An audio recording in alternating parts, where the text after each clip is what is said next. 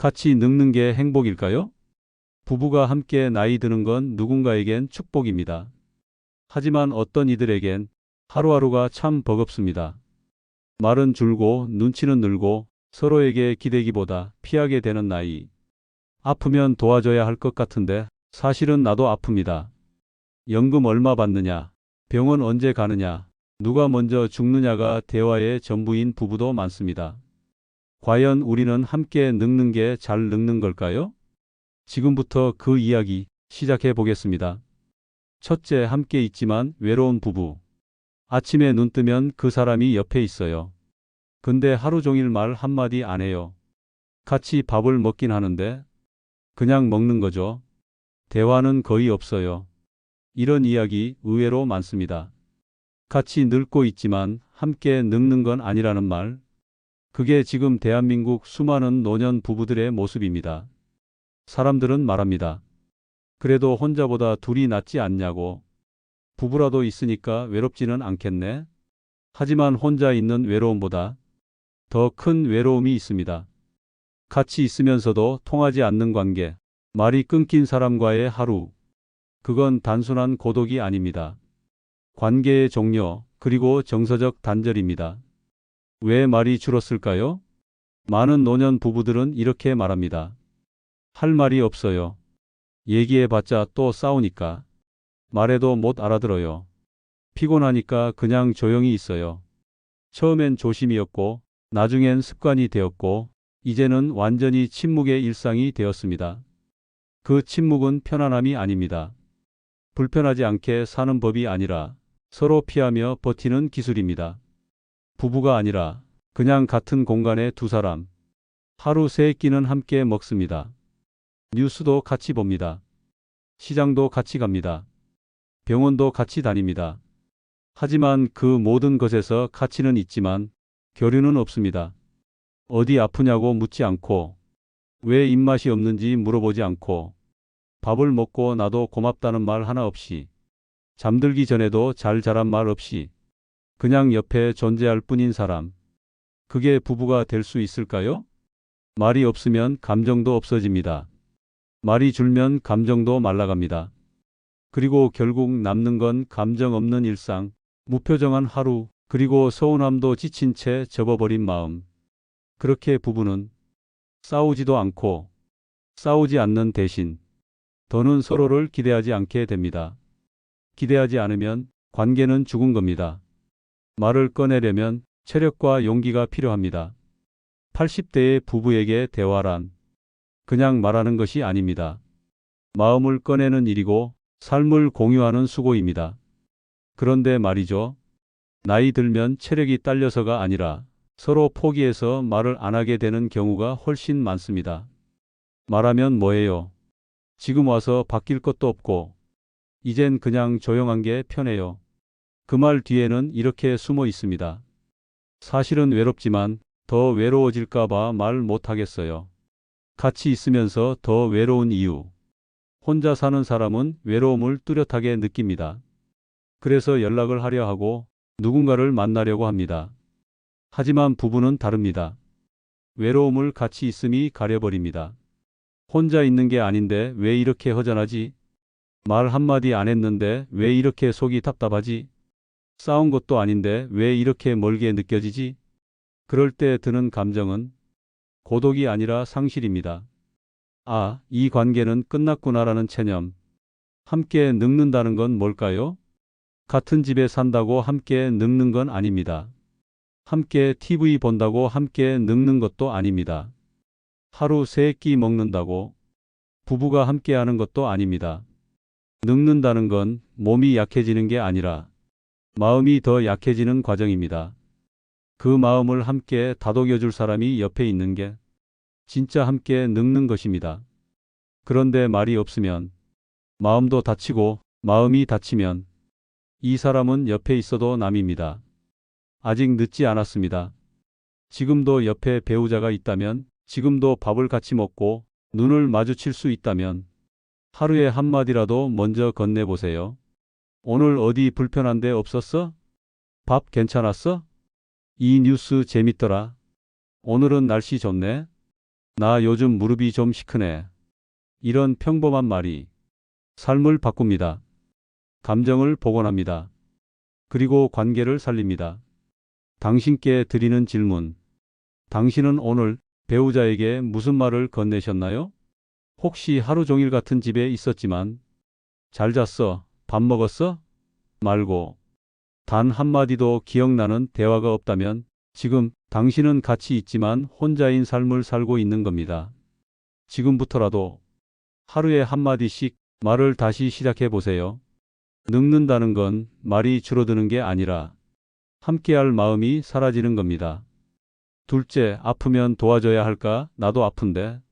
결혼 40년 차, 남편은 당뇨와 관절염, 아내는 고혈압과 허리 디스크. 누가 더 아프냐고 묻기도 애매한 상황입니다. 그런데 남편이 병원에 입원하게 되자 아내가 옷 챙기고 약 타고 밥 들고 다니며 간호를 시작했습니다. 며칠 뒤 아내는 탈진했고 허리가 나가 119에 실려갔습니다. 이게 바로 노년의 간병 착각입니다. 많은 노년 부부가 이렇게 생각합니다. 아프면 내가 돌보지 누가 해주겠어. 그러려고 같이 사는 거지. 서로 도우면서 살아야지. 하지만 현실은 다릅니다.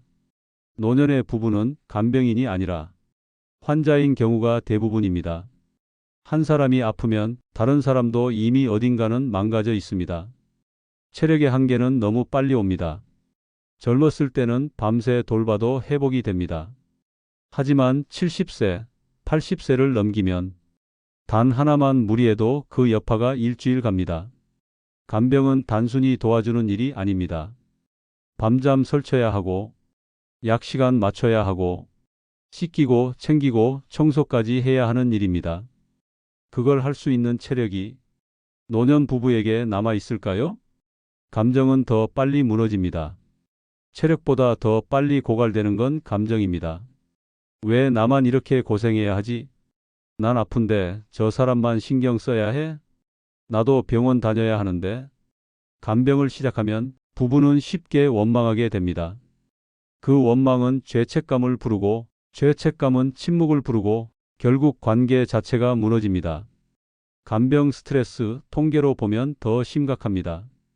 노인 간병인을 대상으로 한 국내 조사에 따르면 간병을 3개월 이상 지속한 70세 이상 노인의 68%가 우울감 호소, 그중 절반 이상이 신체 기능 악화를 경험했습니다. 즉, 남 도우려다 내 몸 망가진다는 것 절대 말뿐이 아닙니다. 우린 서로 의지하자는 착각일 수 있습니다. 서로 아픈 상태에서 도와줄게라는 말은 현실이 아니라 책임감에서 나온 약속일 뿐입니다. 하지만 그 약속을 지키다 먼저 쓰러지는 경우가 많습니다. 지켜야 한다는 압박, 기대에 부응해야 한다는 의무감, 그리고 주변 시선. 이 모든 게 간병자 노인을 더 빨리 소진시킵니다. 전문가도 말합니다. 노년 간병은 혼자 하지 마라. 실제로 의사, 사회복지사, 간병 전문가들은 입을 모아 말합니다. 가족 간병이 가장 위험한 조합은 노인이 노인을 돌보는 구조입니다. 왜일까요? 도움을 받아야 할 사람이 도움을 주는 위치에 있기 때문입니다.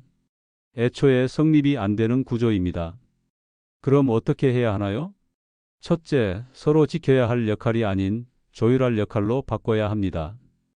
당신 아프면 내가 간병할게가 아니라 우리 둘 다 아프면 어떻게 할지 지금 같이 계획하자로 바꿔야 합니다.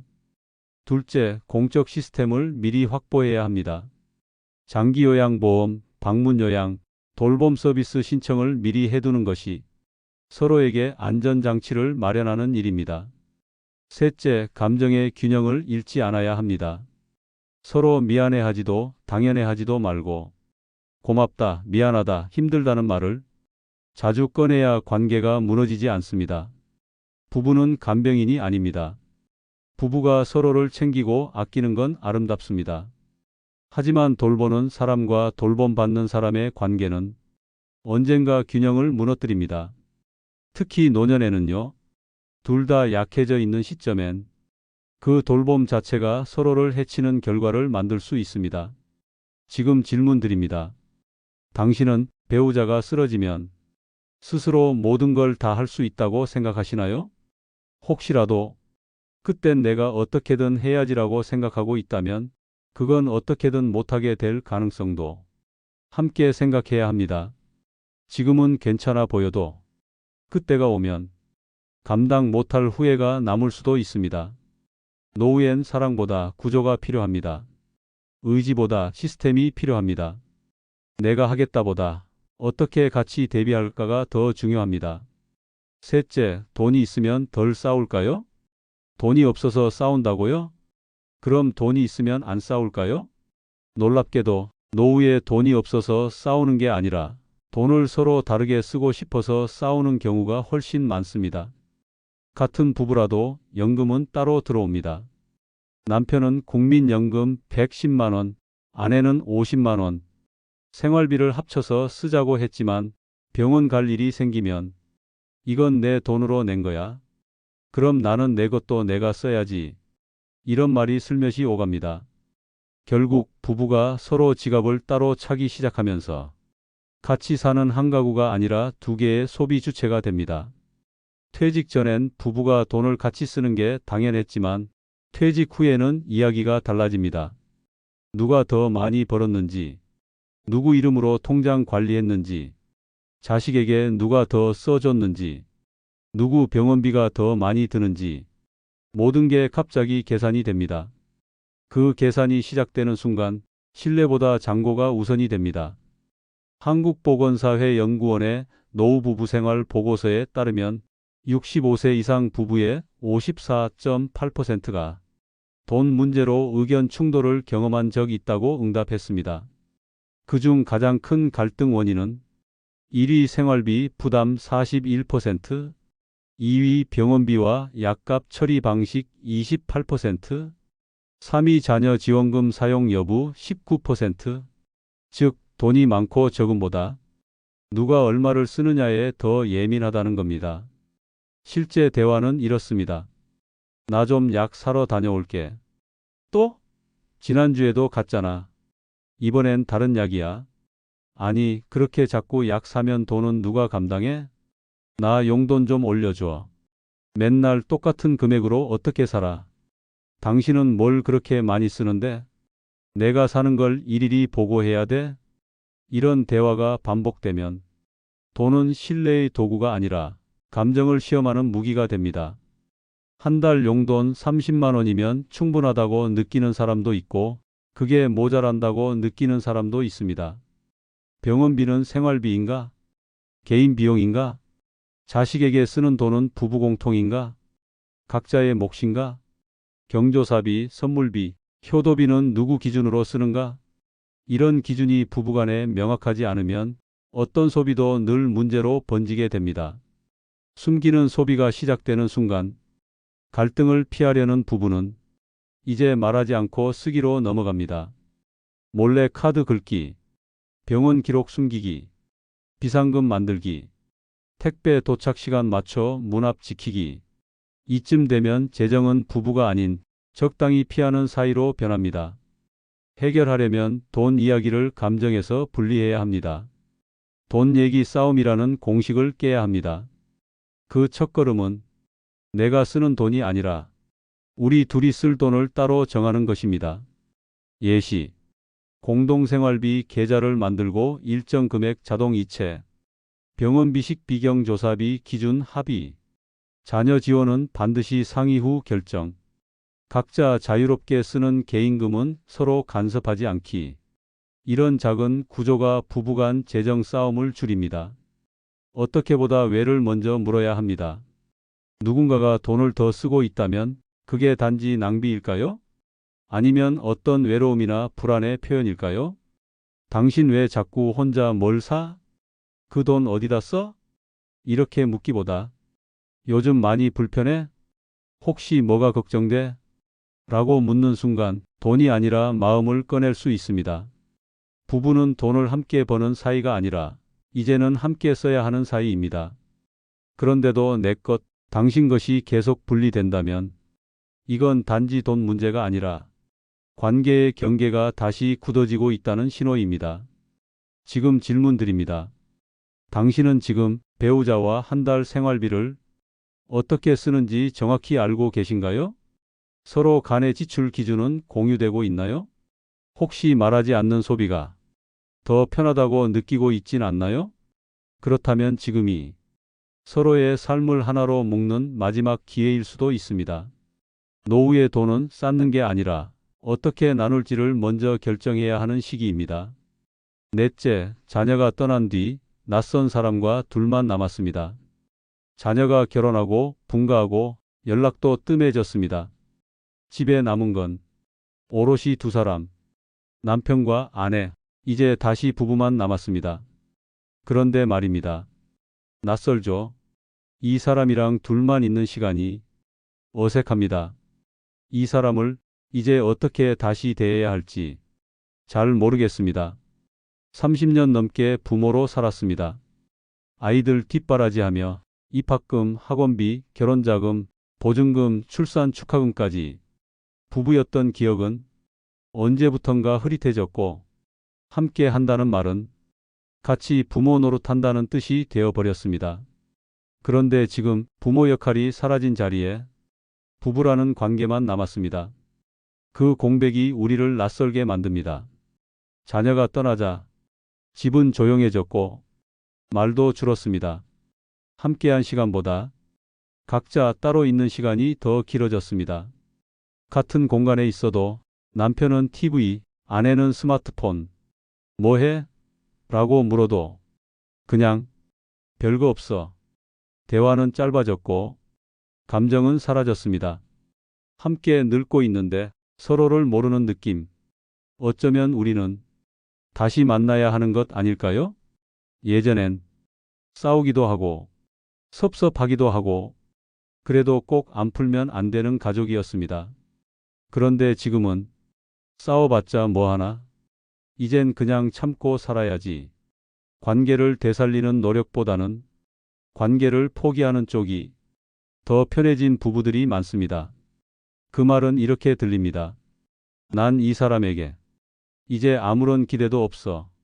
부부가 서로 기대지 않고 살아가면 표면적으로는 조용하고 평화로워 보입니다. 하지만 내면은 깊은 외로움과 무기력으로 무너집니다. 혼잣말이 늘고 하루 종일 TV로 시간을 보내고 대화가 줄면서 인지력도 떨어지고 우울감이 서서히 올라옵니다. 실제로 70세 이상 독거가 아닌 부부가구 노인의 32%도 우울 증상을 경험했다고 응답했습니다. 보건복지부 2023. 즉, 같이 살아도 외로울 수 있다는 말은 절대 과장이 아닙니다. 지금 이 사람은 당신이 결혼할 때의 그 사람이 아닙니다. 취향이 바뀌었고, 성격이 달라졌고, 몸과 마음이 모두 늙었습니다. 마찬가지로 당신도 변했습니다. 그런데 그 사이 서로를 다시 알아가는 시간은 없었습니다. 이제 그 시간이 필요합니다. 작은 것부터 시작해 보세요. 함께 산책하기, 예전 사진 정리하면서 이야기 나누기, 한 달에 한 번 외식 정해서 돌아가며 장소 고르기, 매일 아침 잘 잤어? 오늘은 뭐 먹지? 물어보기, 일주일에 한 번 뉴스나 TV 보며 의견 나눠보기. 새로운 관계를 만드는 게 아니라 잃어버린 연결을 되살리는 일입니다. 자녀는 이제 자신의 가정을 꾸렸습니다. 그들에게 우리는 부모일지 몰라도 일상적인 가족은 아닙니다. 그렇다면 남은 가족은 당신 옆에 그 사람입니다. 밥을 같이 먹는 사람, 아플 때 병원 함께 가는 사람, 당신의 기분을 가장 먼저 눈치채는 사람, 삶의 마지막까지 곁에 있을 가능성이 가장 높은 사람, 그 사람이 지금 당신 옆에 있는 배우자입니다. 지금 가장 중요한 질문, 이 사람과 다시 친해질 수 있을까? 지금까지의 삶은 자녀에게 집중하느라 부부는 기능으로만 살았습니다. 하지만 이제 관계로 다시 살아야 할 때입니다. 노년의 부부는 결혼 생활의 마지막 단계가 아니라 두 번째 결혼을 시작하는 시점입니다. 지금이 서로를 처음 만나던 그때처럼 다시 알아가야 하는 시기입니다. 이 시기를 잘 보내면 앞으로 남은 인생이 다시 연결된 따뜻한 시간이 됩니다. 다섯째, 결국 남는 건 의지가 아니라 존중입니다. 살아보니 사랑도 지치고 정도 옅어지고 의지도 무너질 때가 있습니다. 그런데요, 그 모든 걸 붙들고 있는 마지막 끈이 하나 있습니다. 그게 바로 존중입니다. 누구는 말합니다. 나이 들면 체력이지. 병원 안 가는 게 효자고 말 덜 하는 게 효도지. 지금 와서 뭘 존중까지 바라냐고요. 하지만 정작 노년의 부부가 가장 서운해하는 건 무시당했다는 느낌입니다. 그냥 내가 알아서 할게라고 넘겨버릴 때, 의견을 말해도 됐어 하고 흘려버릴 때, TV에만 집중하고 대화에 반응이 없을 때, 그럴 때 마음이 먼저 다칩니다. 존중은 공손한 말투나 이해하는 척하는 연기가 아닙니다. 상대가 여전히 하나의 존재로 보이느냐, 그저 익숙한 풍경으로 보이느냐의 차이입니다. 노년의 부부는 서로 너무 많이 알고 너무 익숙해서 상대를 그냥 배경처럼 대하는 실수를 하게 됩니다. 그게 바로 존중이 무너지는 시작입니다. 대화는 줄고, 말은 툴툴대거나 생략되고, 작은 실수도 공격처럼 들리고, 결국엔 말하는 걸 포기하게 됩니다. 이런 부부가 많습니다. 말을 못하겠어요. 하면 꼭 상처를 줘요. 얘기하면 무조건 핀잔이 먼저예요. 무슨 말을 해도 반응이 없어요. 그 말은 곧 나는 존중받지 못한다는 느낌이 들어요라는 뜻입니다. 존중은 사소한 말 한마디에서 시작됩니다. 이 옷 어때? 물었을 때 그게 난내 말 대신 당신은 저 색이 잘 어울려라고 말해주는 것. 밥을 차려줬을 때 또 이거야? 대신 당신 요즘 이것 자주 해주네. 고마워라고 말해주는 것. 함께 뉴스 보다가 말도 안 되는 소리 대신 당신은 어떻게 생각해? 라고 물어주는 것. 이런 한마디가 노년 부부 관계를 살립니다. 나이 들면 실수도 많아지고 까다롭고 반복도 많아지고 답답한 면도 생깁니다. 하지만 그 모든 순간을 그냥 늙은 사람의 짓으로 넘기지 않고 여전히 함께 살아가는 동반자의 표현으로 이해할 수 있을 때 그게 바로 존중입니다. 반대로 존중을 잃은 노년의 부부는 대화가 끊기고 감정이 사라지고 기대가 없고 결국 각자의 인생처럼 살아갑니다.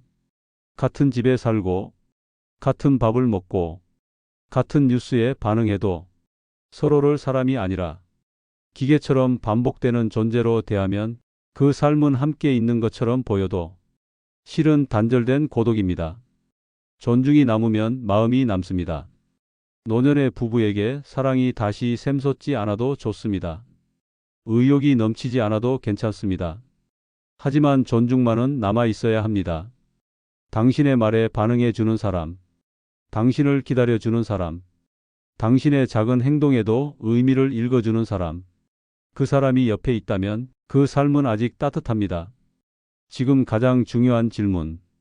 당신은 지금 함께 사는 배우자를 하나의 사람으로 대해주고 있나요? 아니면 그저 오래된 가족처럼 말 안 해도 되는 존재처럼 그냥 있으니까 있는 사람으로 대하고 있진 않나요? 존중은 특별한 일이 아니라 오늘의 선택입니다. 말투 하나, 눈빛 하나, 반응 하나, 반걸음 느려지는 속도에 맞춰주는 배려. 이 모든 게 존중입니다. 그리고 그 존중은 당신의 남은 삶을 함께하는 삶으로 바꿔주는 시작점이 됩니다. 같이 사는 게 당연해졌다고 해서 서로를 아는 건 아닙니다. 같이 늙는다고 해서 함께 살아가는 건 아닙니다. 노년의 부부는 이제 다시 서로를 알아가야 하는 시기에 들어섭니다. 부모로 살던 시간은 끝났고 자녀가 떠난 자리에 낯설게 남은 둘. 아플 때 간병해 줄 것 같았지만 사실은 서로 돌보기도 벅찬 나이. 돈이 많다고 다툼이 줄지 않고 같이 있어도 외로운 감정은 커집니다. 결국 남는 건 단 하나. 존중입니다. 존중은 마음의 거리입니다. 그 거리를 좁히는 사람만이 노년에도 함께 웃을 수 있습니다. 오늘 이야기 혹시 당신 마음에도 닿았나요? 노년의 삶이 외롭지 않으려면 돈보다 중요한 건 관계입니다. 그 관계를 지키는데 노우이끼리 함께 하겠습니다. 이 영상이 도움이 되셨다면 구독과 좋아요, 그리고 댓글로 여러분의 이야기도 나눠주세요. 우린 아직 함께 잘 늙어갈 수 있습니다.